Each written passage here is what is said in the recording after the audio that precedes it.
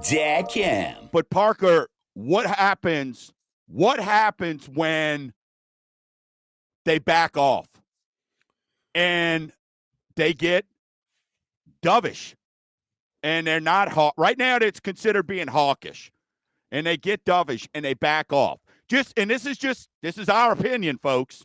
What do you kind of see if we let's use terms that our listeners will understand? What if they wimp out?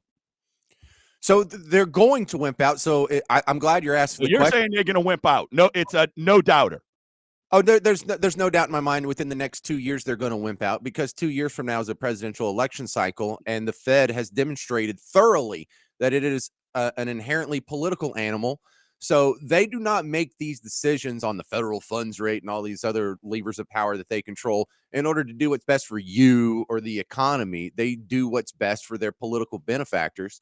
And, that's why they didn't raise the rates sooner. That's why they're only raising them now when inflation gets up to double digits and they're forced to raise them.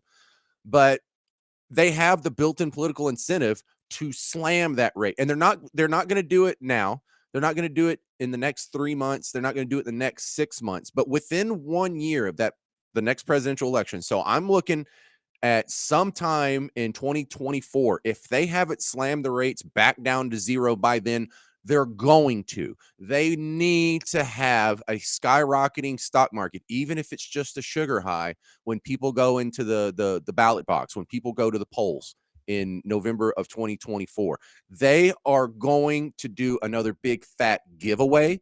I don't know what it's going to be predicated on, but they're gonna come up with a reason to hand out checks again. I mean, I don't know this, but this has been my observation and the patterns of behavior our entire lives, that this is, in my view, based on previous performance, the most likely scenario. So we need to be answering these questions and not like, what happens if they slam the rate?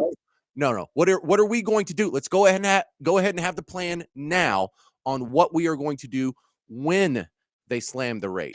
But let me put it this way. But when you don't have any money, right, and you're broke, and it doesn't matter when you've lost a ton of your money or your retirement, like me, who's 51 years old. Man, I don't have enough. I've been through 2 of those. Keep your money in there. Hang in there. It'll come back. Bro, I'm out of those, man. I don't want to go through that stress again. I'm not wanting to, stick around till I'm 70. I want to hand the reins over to my son and all that stuff, and turn mortgage gumbo becomes cup of gumbo with Gavin Stein. So what happens? That's my thing there, bro. What happens when that credit card debt that right now is at all? The credit card companies love this, and I'm going to tell you why. They are making so much money on late payments and fees that it's almost not fair.